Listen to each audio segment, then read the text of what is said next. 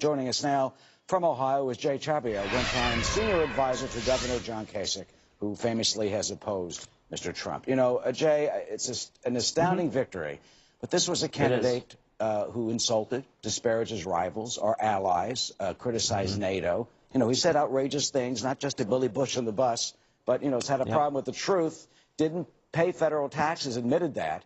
So why did so many people in this country tonight reject that? Why did they not pay attention to that? Instead, they went with a message for what his candidacy means. Yeah, I think there are three things that really typified this campaign, especially in Ohio here, but probably all across the country as well. When you look at it, Hillary Clinton was a terrible candidate. We know that. She failed to enthuse people, African-American community in Cuyahoga County here in Cleveland, they didn't come out. Millennials in Athens County, which is home of Ohio University, they didn't come out. Also, there was a lot of people there that just felt that Hillary was just not good enough, and they didn't have a very good campaign. But I think the most important thing to understand about this is there are millions of disaffected Americans. There's a great book by J.D. Vance, an Ohioan, called Hillbilly Elegy, which really gets at this, where Americans are just not, they feel that big institutions, big government, Wall Street, big corporations, they've left them behind.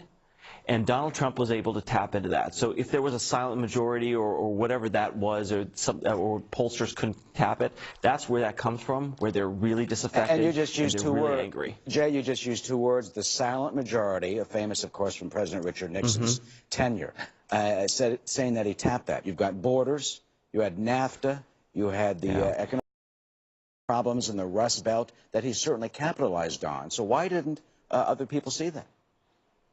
Well, you know, there are certainly other people who have talked about this for a long time. I mean, you go back to Pat Buchanan in the 80s and the 90s. He talked about these kinds of things, and this has been building and growing. And it's people that just feel like they continue to be left behind no matter what happens, no matter who goes to Washington, no matter who makes money on Wall Street, they're left behind. But now they're going to have high hopes that these campaign promises that he's given on the campaign bill come true. Right. So there's two things that Donald Trump's got to do. I mean, I think he's got to really, and he started with the speech here, he's really got to try to reach out to people that didn't vote for him, that weren't for him, whether they were Republicans or they were Democrats or independents, and he's got to try to bring them together. But secondly, he's made a lot of promises.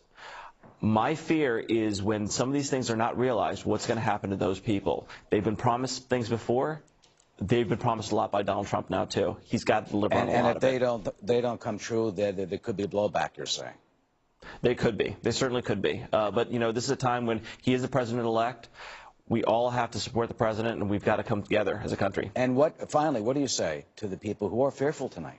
Because there are tens of millions of Americans who are fearful of the Donald Trump presidency.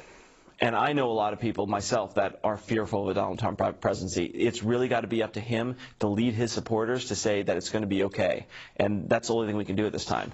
This is a divided country. There's no doubt about it. We got to fix it. That was some way shown tonight, and certainly, hopefully, we can be more united as we now enter a Donald Trump presidency in just a few months. Right. Jay Chabria from Ohio tonight, one of the states that gave Mr. Trump the White House. Thank you for joining us. Heather? Thank you.